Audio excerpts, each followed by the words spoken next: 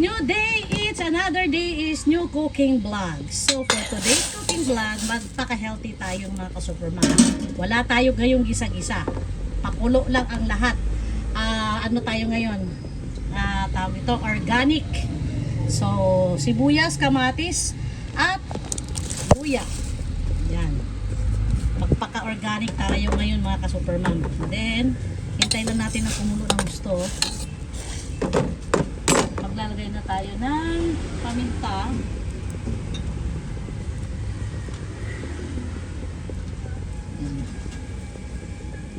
And then asin. Yun lang ang pinaka ano natin. Pinakatimpla, asin lang. Wala tayong nor, wala tayong tawag nito, magic sarap. Wala lahat. Organic tayo ngayon. So hintayin natin kumulo bago natin lagay ang ating mga dahon-dahon at okra pati ng talong. Ayan na ang hinihintay kong kulo.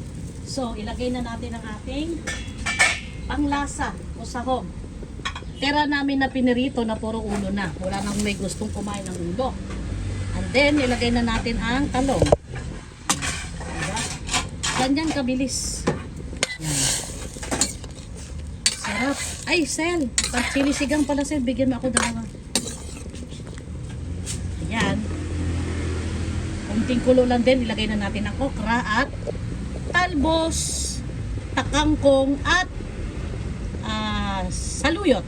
Susunod ko ilagay okra, saluyot, kangkong at talbos. Ayan.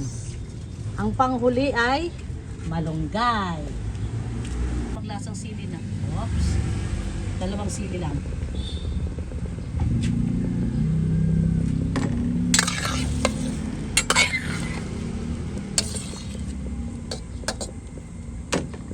Pakulo na siya. Ilagay ko na okra. Ayan o. Okra. Unahin natin paghulog ng okra.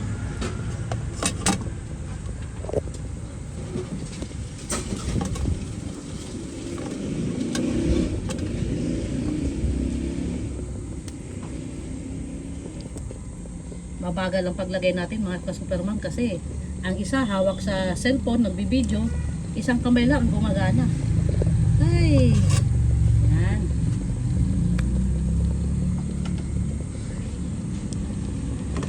Ihama lang ng konti. Ano lang, paamuyin ko lang siya ng init. Kasi hindi naman pwedeng sobrahan natin sa kulo kasi ma-overcook naman siya, pangit na. And ngayon, ang sikreto natin para hindi maglalaway ang okra at ang saluyot, naglagay ako ng kalamansi. Yan ang sikreto ng mga ka-supermom. So ayan na, kumukulo na. Ilagay na natin ang unahin ko ang ano pala, malunggay. Kailangan lutong-luto ang malunggay.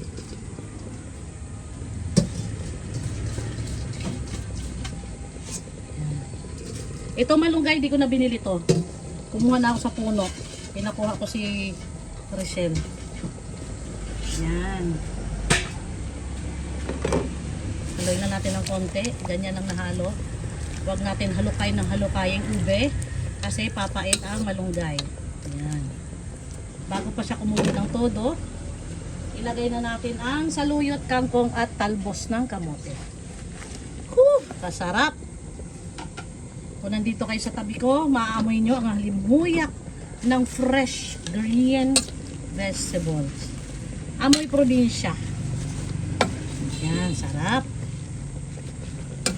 Puro green vegetable na nilagay ko. Hindi ako naglagay ng kalabasa, sitaw.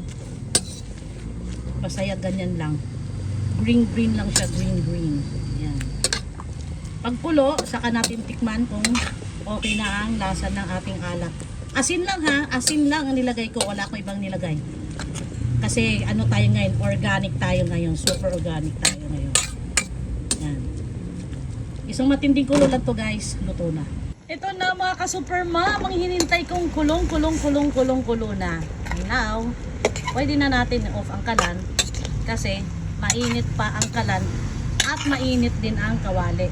So, ang iniiwasan natin dito ay ma-overcook. Yan, sarap. Super sarap mga ka-super mom. Look at that. Organic, very healthy. So patayin na natin ang kalan. And next naman, magluluto ako ng danggit. May pamaris tayo dito sa laswa natin o lauoy na ulam. Ayan, danggit. Alam nyo mga ka-super mom, bumili ako ng danggit. 1,200 ang kilo. Bumili lang ako ng isang guhit. Marami naman na isang guhit. Siguro mga 12 pieces siguro to. Ayan o. Ganyan na sa kadami o. Sulit na din isang kainan. Init na ating kalan na may mantika. Ilagay na natin si danggit. Hahawakan natin siya ng ganyan guys. Para hindi siya bumaluktot. Ayan. Ganon ang sekreto nito. Bago mo bitawan. Para hindi siya bumaluktot. Diretso pa rin. Tsaga-tsaga lang. So nakita nyo guys, yung una kong sinalang guys, hindi siya bumaluktot kasi inipit ko siya ng ganyan. Yan. Yan. Kasi pag hindi mo siya inipit ng ganyan, pabaluktot siya. Nahirapan ka magpalutong. Matrabaho nga lang, pero ox lang para masarap kainin.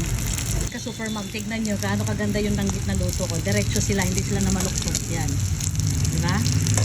Masarap siyang kainin. Diretso, hindi baluktot.